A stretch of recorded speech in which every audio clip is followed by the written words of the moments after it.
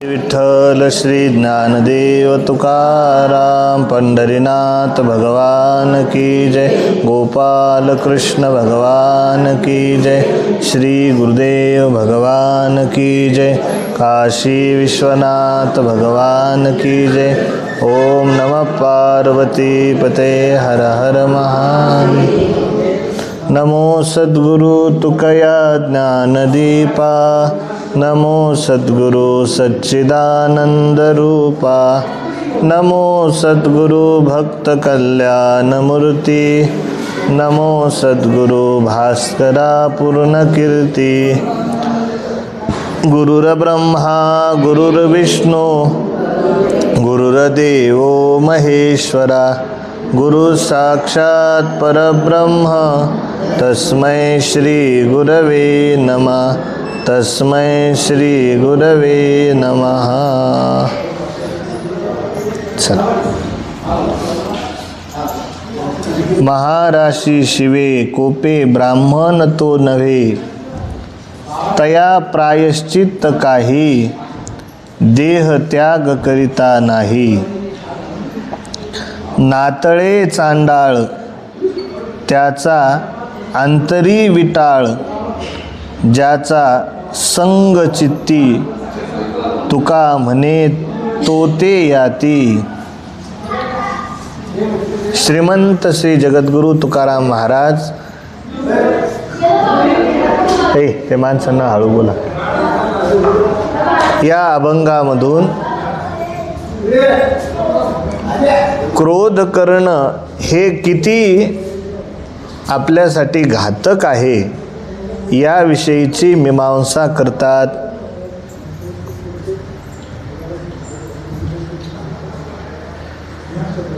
प्रस्तुत अभंगामध्ये जगद्गुरु तुकोबारायांनी एक दृष्टांत दिलेला आहे की पूर्वीच्या काळामध्ये पूर्वीचा जमाना जो होता आपल्यालाही कळतं किंवा तुम्हाला जुन्या लोकांना माहीत असेल की पूर्वीच्या काळामध्ये प्रत्येक ब्राह्मण असतील, क्षत्रिय असतील, वैश्य असतील, शूद्र असतील, तर जुन्या काळामध्ये गावोगावी प्रत्येक जातीतील लोकांच्या विहिरी वगैरे पाणी आड म्हणायचे तर त्या काय असायच्या, वेगळ्या असायच्या। की एखादी ब्राह्मण लोकांची जर आड असेल, विहीर असेल, तिथे जर ते पाणी भरत असतील तर त्या ठिकाणी बाकी जातीचे जे लोक असतील ते जायचे का नाही। आता हे जुन्या काळातल्या गोष्टी आहेत बरं का। आपल्यालाही तुम्हाला समजत असेल बऱ्याच लोकांना। तर तेच तुकोबारायांनी त्या जुन्या काळातलं एक दृष्टांत या ठिकाणी दिलेला आहे की महारासी शिवे कोपे ब्राह्मण तो नव्हे। तुकोबाराय म्हणतात की एखादा व्यक्ती महार असणारा जो व्यक्ती आहे तर अशा व्यक्तीला बुद्धी पुरस्कर म्हणजे स्वतःहून त्याला स्पर्श करतो आणि उलट त्याच्यावरच रागवत असेल तर तुकोबाराय म्हणतात की तो मग पुढचा रागवणारा जातीने ब्राह्मण जरी असला तरी आचाराने तो मात्र ब्राह्मण राहणार नाही। म्हणजे तुकोबाराय यांना यावरून असं आपल्या लक्षात येतं की तुकोबाराय कारण संताची जी दृष्टी असते तर त्याच्यामध्ये उच्चता नीचता, खालच्या जातीतले वरच्या जातीतले असला कसलाही भेद त्यांच्यामध्ये राहत नाही। म्हणून साधू संतांनी सांगितलं बाबांनो की परमार्थ करण्यासाठी सकळांशी येथे आहे अधिकार। की भक्ती करण्याचा, परमार्थ करण्याचा हा सर्वांना अधिकार आहे। त्याच्यामध्ये कोणतेही जात पात पंथ धर्म हा कधीही मध्ये आलेला नाही। परंतु आपल्यामध्ये असणारं अज्ञान जे आहे तर हे अज्ञान त्या ठिकाणी आपल्याला जातीपातीमध्ये गुरफटून आपण जातो की हा नीच जातीतला आहे, हा उच्च जातीतला आहे. म्हणून एक गोष्ट माणसाने सदैव ध्यानात ठेवला पाहिजे की कोणाची जात पात पंथ पाहण्यापेक्षा त्याच्यामध्ये असणारे जे विचार आहेत हे उच्च आहेत का याचा अगोदर आपण अभ्यास केला पाहिजे. काही लोक उच्च कुलामध्ये जन्माला येतात परंतु त्यांचे विचार हे नीच असतात, आणि काही सामान्य कुटुंबामध्ये जन्माला आलेले लोक सुद्धा त्यांचे विचार हे उच्च महानतम असतात. काय आपण इतिहास शिकत असताना महात्मा फुल्यांचं नाव ऐकलं असेल, आहे का नाही? तर सावित्रीबाई फुले, महात्मा ज्योतिबा फुले यांनी आपल्या जीवनामध्ये जो संघर्ष केला तर त्या संघर्षाच्या पाठीमागे कारणच हे होतं की जुन्या काळामध्ये जे पद्धती होत्या, ज्या रूढी चालायच्या, तर त्या या थोर विचारवंतांना त्या मान्य नव्हत्या. म्हणून त्यांच्या नावाच्या समोर महात्मा हा शब्द लागला. एका दृष्टीने ते ग्रहस्थी होते परंतु त्यांचे विचार हे महात्म्याप्रमाणे होते. आणि तेच तुकोबारायांना सांगायचे की एखादा व्यक्ती जर एखाद्या महाराज विनाकारण बुद्धी पुरस्सर त्या ठिकाणी स्पर्श करत असेल आणि त्याच्यासोबत जर तो मुद्दामून झगडा करत असेल, भांडण तंटा करत असेल, त्याच्यावर क्रोध करत असेल, तर महाराज म्हणतात की तो ब्राह्मण कुलामध्ये उच्च कुलामध्ये जरी जन्माला आला तरी सुद्धा मात्र आचाराने तो ब्राह्मण होऊ शकत नाही. मग आपल्यामध्ये येणारा जो हा क्रोध आहे, तर महाराज म्हणतात की क्रोध करणं हे अतिशय माणसासाठी घातक आहे. कारण तया प्रायश्चित्त काही देहत्याग करिता नाही. तुकोबाराय म्हणतात याप्रमाणे ज्याने स्थूल शरीराने किंवा सूक्ष्म शरीराने जर क्रोध केला असेल तर त्याच्या स्पर्शाने त्याला कोणताही विटाळ येत नाही. तर महाराज म्हणतात की याच्या बोलण्यामुळे जेवढा विटाळ येतो तेवढा याच्या स्पर्शाने विटाळ होत नाही. कारण की क्रोध जो आहे तर हा क्रोध माणसाला कोणत्या थराला नेऊन पोहोचवेल हे सांगता येत नाही. बघा तुम्ही, एखाद्या वेळेस दोन लोकांमध्ये भांडणं लागले की मग त्यांची जी बोलण्याची लँग्वेज असते, भाषा असते, तर ही एवढ्या खालच्या पातळीची होऊन जाते की त्यांना आपण काय बोलतो याचंही भान उरत नाही. पहा तुम्ही, व्यवहारामध्ये तुम्हाला सर्व गोष्टी ज्ञातच आहेत. मी यासाठी तुम्हाला सांगत आहे की महाभारत आपण श्रवण करतो, तर महाभारतामध्ये एक कथा आपल्याला येऊन गेली. तर कथा महाभारतामध्ये अशी आली होती की शर्मिष्ठा आणि देवयानी ह्या दोघी जणी काय होत्या, मैत्रिणी होत्या. इतिहास मी तुम्हाला सर्व सांगितलेलाच आहे. तर त्यामध्ये काय झालं की जी शर्मिष्ठा होती, तर शर्मिष्ठा ही राजाची कन्या होती आणि देवयानी जी होती तर ही कोणाची होती? शुक्राचार्यांची कन्या होती.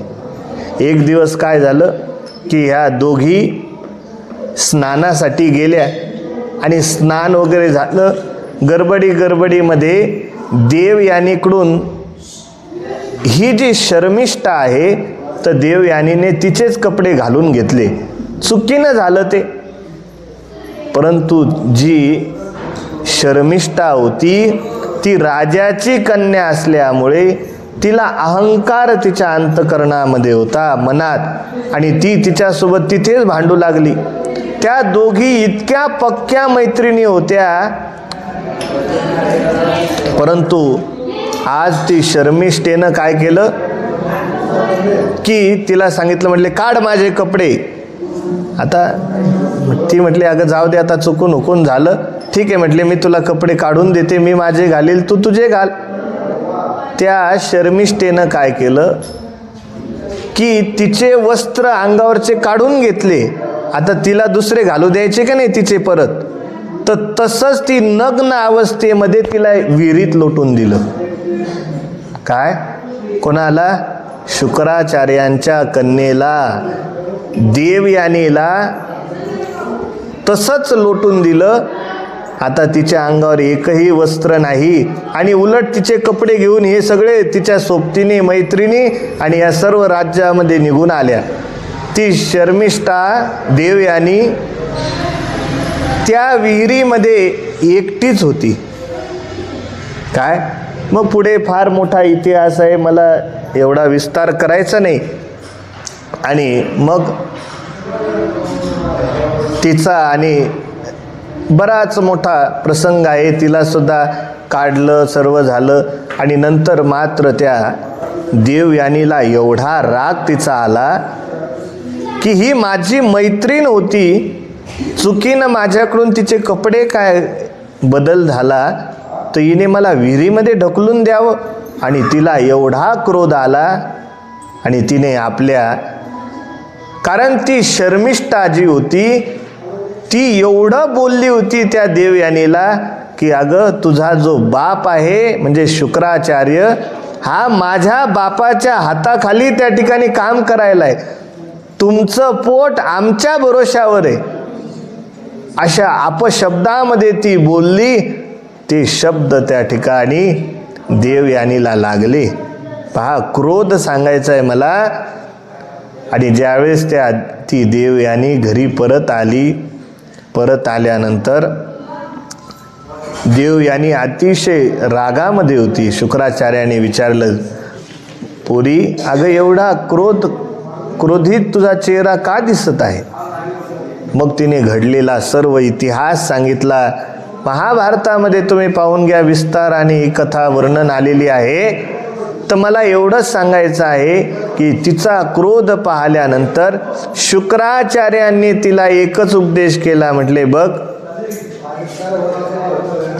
देवयानी, अगं एखादा ब्राह्मण, साधू, संत किंवा कोणी असेल, त्याने 1000 वर्ष त्या ठिकाणी तप केलं. किती वर्ष? 1000 वर्षपर्यंत तप केलं. आणि एखाद्या व्यक्तीने फक्त क्षणभर त्या ठिकाणी क्रोध न करता तो जर आपलं जीवन व्यतीत करत असेल तर त्याचं 1000 वर्षाचं तप आणि याने इकडे क्रोध न करण्याचं जीवन व्यतीत करणे, या दोघांचं पुण्य हे समान आहे. म्हटले एखादा 1000 वर्ष तपश्चर्या करत असेल आणि त्याने फक्त एक क्षणापुरता जरी क्रोध केला, तो रागावला, तर त्याची 1000 वर्षाची तपश्चर्या नष्ट होते. किती? 1000 वर्षाचं तप नष्ट होतं. आता मला सांगा, तुम्ही बसलेले दिवसातून किती वेळा क्रोध करतो की नाही आपण? छोट्या गोष्टीवरून रागवतो की नाही आपण? हो, कारण आपल्यामध्ये संयम नावाची गोष्ट नाही. आणि ज्या दिवशी तुम्ही संयमी बनाल, सहनशीलता तुमच्या अंतःकरणामध्ये येईल, एक दिवस असा येईल की एखादा तुमचा शत्रू असेल, तो शत्रू सुद्धा तुमच्या पायावर झुकल्याशिवाय राहणार नाही. फक्त त्याच्यासाठी तुम्हाला सत्य आचरण करावं लागेल, सत्य बोलावं लागेल, है की नाही. शास्त्रकार सांगतात, उपनिषदकार लिहितात की सत्यम वद धर्मम चर, की माणसाने सत्य बोललं पाहिजे, सत्य वागलं पाहिजे. एक ना एक दिवस त्या सत्याचा काय होत असतो, विजय होतो. हा, सत्याला त्रास नक्की होतो, परंतु त्याचा पराजय कधी होत नाही. अहो, सोन्याला जर तापवलंच नाही, जेवढं तुम्ही सोनं तापवाल तर तेवढं ते काय होत असतं, निखरतं की नाही. तसं सत्य जेवढं त्या ठिकाणी त्याला कष्ट होतील, तेवढं ते सत्य पुष्ट होत असतं. आणि म्हणून जेवढा तुम्ही क्रोध कराल, कोणाविषयी असो, म्हणून क्रोध माणसाला आला पाहिजे नाही. क्रोधाविषयी बरेच उदाहरणं आपल्याला देता येतील. असं सांगतात की क्रोध हा माणसाला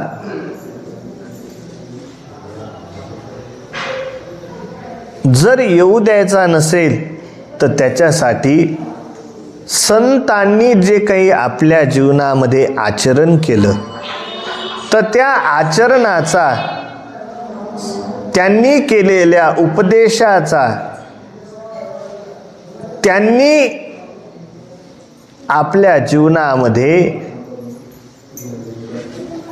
ज्या ज्या अनुभूती त्यांना आल्या, त्याचा केलेला जो उपदेश आहे, तो उपदेश, त्याच्यातून काही गोष्टी आपल्याला शिकायला मिळतात. म्हटले काय, की कितीही कोणी आपल्यावर आपल्याला वेदना दिल्या, कोणी कितीही त्रास दिला, परंतु संत त्या त्रासाला कंटाळून त्याला कधी प्रत्युत्तर देत नाहीत. म्हटले काय उदाहरण, असं सांगतात की संत एकनाथ महाराजांचं नाव आपण ऐकलं असेल. पैठण निवासी एकनाथ महाराज, लोकांना असं ज्ञात होतं की एकनाथ महाराजांना कधीच क्रोध येत नाही, रागच येत नाही. मग त्या काळामध्ये एक यवन म्हणजेच मुसलमान, त्या यवनाने असा निर्धार केला, म्हटले मी एकनाथ महाराजांना राग आणून दाखवल्याशिवाय राहणार नाही. आणि मग असा निर्धार केल्यानंतर त्याने, लोकांनी म्हटलं अरे बाबा कशाला तू नांदी लागतोस. आता त्या जुन्या काळामध्ये त्याने 100 रुपयाचे पानं विकत घेतले. कोणत्या काळात, त्या काळामध्ये 100 रुपयाचे पानं विकत घेतले. आणि 100 रुपयाचे पानं विकत घेतल्यानंतर आता त्याने विचार केला की आपण तर विनाकारण एकनाथ महाराजांना भांडू शकत नाही, नेमकं मग झगडा करायचा तरी काही ना काही कारण लागेल का नाही. आणि म्हणून त्याने पानं विकत घेतले, काच चुना सगळं लगेच सर्व साहित्य एका बाजूला ठेवलं. आणि एकनाथ महाराज, दररोज त्यांचा नियम होता की पैठणला कोणती नदी आहे माहिती आहे, गोदावरी. तर गोदावरीच्या स्नान केल्यानंतर दररोज सकाळी महाराज उठायचे, उठल्यानंतर गोदावरीचं स्नान करायचे. आणि गोदावरीचं स्नान झाल्यानंतर तिथूनच आपल्या भगवंताला जल घेऊन भगवंताची पूजा अर्चना करायचे. आज या माणसाने ठरवलं की एकनाथ महाराजांना राग आणून दाखवायचाच आपल्याला. आणि हे ठरल्यानंतर बघा परिस्थिती अशी झाली की एकनाथ महाराज सकाळीच गोदावरीचं स्नान झालं आणि ओल्याच अंगाने भगवंताच्या पूजेसाठी निघाले. आता जसे निघाले हा यवन उंच घाटावरती बसला. आता एकनाथ महाराज पायऱ्या चढून चढून वरती आले रे आले की याने एक पानाचा विडा आपल्या मुखामध्ये घेतला, चावला चावला चावला, मस्त कात लावला, चुना लावला, हे की नाही. आणि लावल्यानंतर का तो जसे महाराज जवळ आले तशीच तोंडातली जी काही पिचकारी होती लगेच महाराजांच्या अंगावर मारली. काय अहो, जशी पिचकारी मारली, एकनाथ महाराज एकही शब्द बोलले नाही. लगेच तिथून पुन्हा खाली उतरले, गोदावरीचं परत स्नान केलं, पुन्हा रस्त्याने आले, पुन्हा त्याने तोच पराक्रम. जसे महाराज आले पुन्हा पिचकारी मारली, पुन्हा महाराज गेले, पुन्हा आले, पुन्हा गेले, पुन्हा आले. त्याचं ते आले की हा पिचकारी मारायचा त्यांना. कारण अपवित्र एकदा काही जरी पूजा करत असताना पूजा करण्याच्या अगोदर आपल्याला कोणाचा स्पर्श सुद्धा व्हायला नको. काय म्हणून पूजा होईपर्यंत आपण जे कालचे वापरलेले कपडे तेही घालायचे नसतात. पारसे कपडे चालत नाहीत. धुतलेलं वस्त्र त्या ठिकाणी माणसाने निरंतर घातलं पाहिजे. दोनच कपडे असले तर चालतील, परंतु ते कसे असले पाहिजे? धुतलेले असले. आज एक घातला तर उद्या दुसरा घाला, पण धुतलेला, नित्य नेमाने वस्त्र धुतल्या गेलं पाहिजे. आणि मग काय झालं की परिस्थिती अशी झाली की बऱ्याच वेळपर्यंत हे चाललं. त्याने जे 100 रुपयाचे पानं विकत घेतले होते तेवढे सगळे पानं संपून गेले. परंतु एकनाथ महाराजांनी त्याला एकदा सुद्धा विचारलं नाही की का रे बाबा तू माझ्या अंगावर का थुंकतोस, असं एकदा सुद्धा विचारलं. मग शेवटी त्याच्याजवळचे पानं संपले. त्याने विचार केला, अरे बाबा 100 रुपयाच्या पाना आपण तोट्यात आलो. आता याच्या पुढे जर तोटा घ्यायचा म्हणजे हे परवडणार नाही. जसे एकनाथ महाराज स्नानावून आले तसेच पायावरती लागला. काय आणि पायावर लागल्यानंतर आता एकनाथ महाराजांना क्रोध यायला पाहिजे होता की नाही, पण एकनाथ महाराज म्हणाले, अहो उठा उठा उठा उठा. आणि त्याला तर असं हृदय भरून आलं. महाराज मुसलमान होता. तो म्हणाला, महाराज अहो मी तुमचा अपराधी आहे, माझ्याकडून फार मोठी चुकी झाली. म्हटले काय?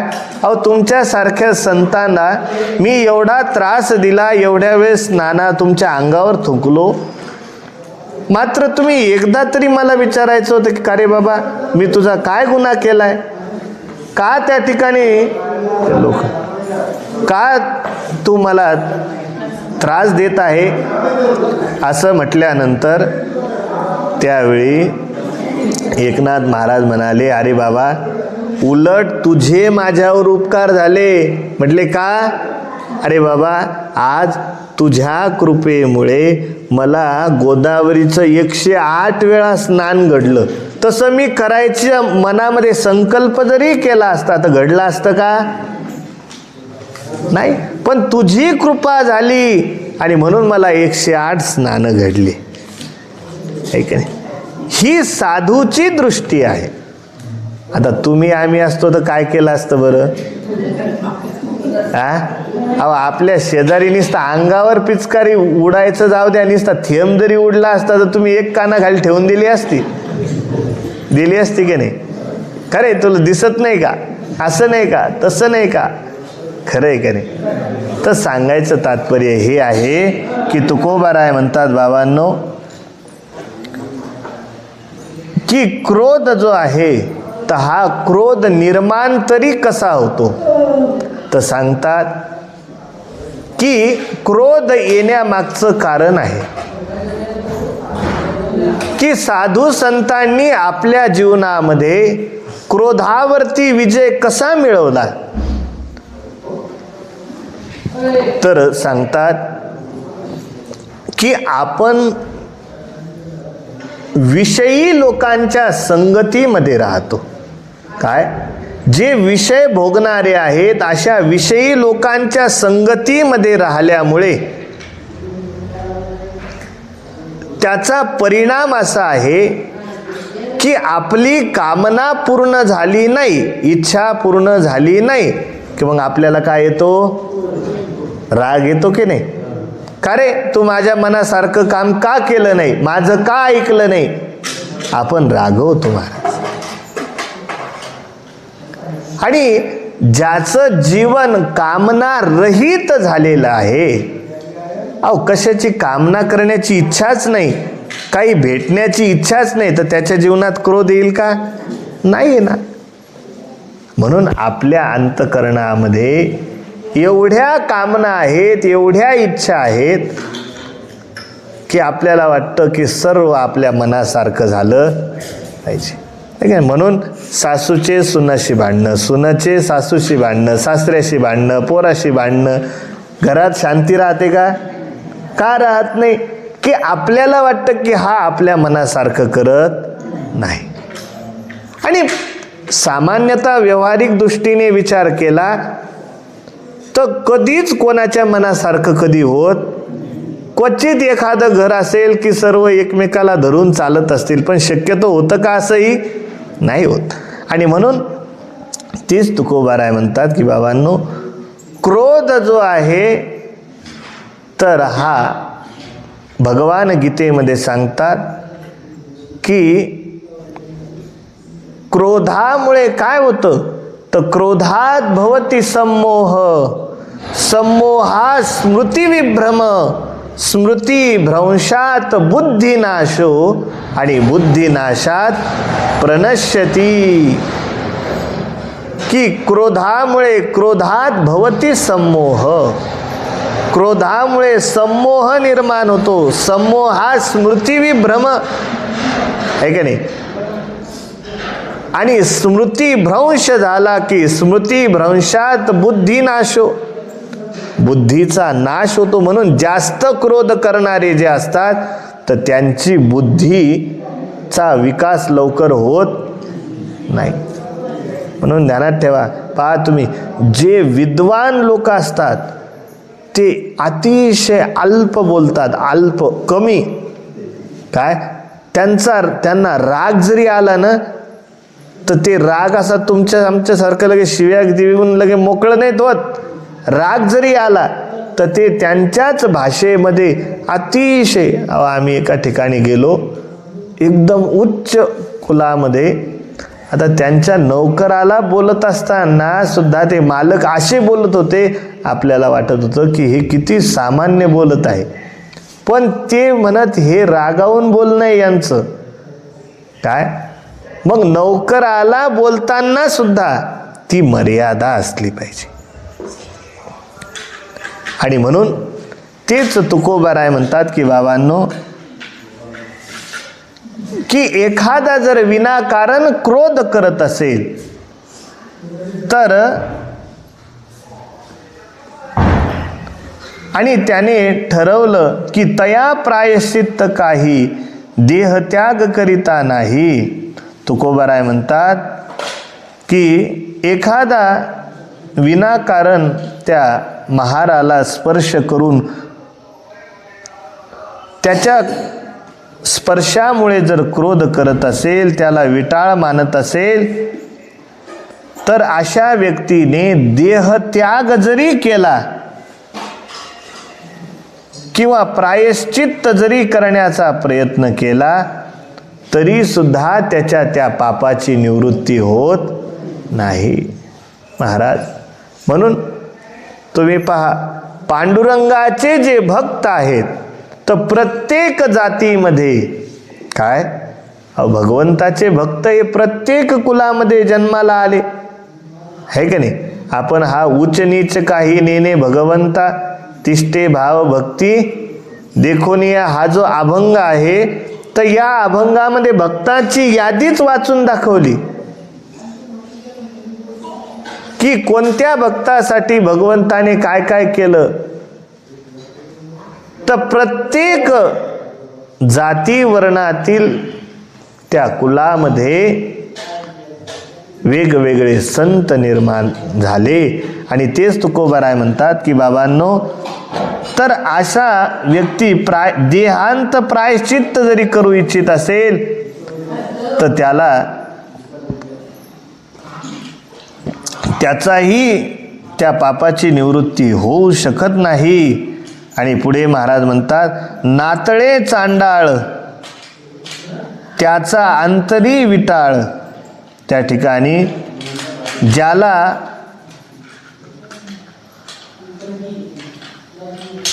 अंत्यच देखील स्पर्श करू शकत नाही, तर त्या अंतकरणाला क्रोधाचा विटाळ होतो म्हणतात महाराज. बघा की क्रोध किती खराब आहे. म्हणून क्रोध हा माणसामध्ये नसला पाहिजे. आणि शेवटी तुकोबाराय म्हणतात, ज्याचा संग चित्ती तुका म्हणे तो ते याती. तुकोबाराय म्हणतात की ज्याच्या चित्तात ज्याला स्पर्श करण्याची विशेष आसक्ती असते तो कालांतराने त्याच जातीचा होत असतो. बघा की मृत्यूच्या वेळी जसं तुम्हाला स्मरण होत असतं त्याचप्रमाणे पुढचा जन्म तुमचा हा होत असतो, है की नाही. आणि म्हणून तुकोबारायांना हेच सांगायचं आहे, बाबांनो, अरे तुम्ही विनाकारण कोणावरही क्रोध करू नका. आपसामध्ये कोणीही त्या ठिकाणी उच्च आणि नीच याच्या फरक करण्यामध्ये आपलं जीवन बर्बाद करू नका. आणि फक्त तुम्ही जर उच्च संताच्या संगतीमध्ये राहिले तर निश्चित तुमच्यामध्ये असणारी ही जी भेदबुद्धी आहे, तर ही भेदबुद्धी एक ना एक दिवस संताच्या कृपेने, भगवंताच्या कृपेने निवृत्त झाल्याशिवाय राहणार नाही. बस. पुंडलिक वरदा हरी विठ्ठल श्री ज्ञानदेव तुकाराम पंढरीनाथ भगवान की जय.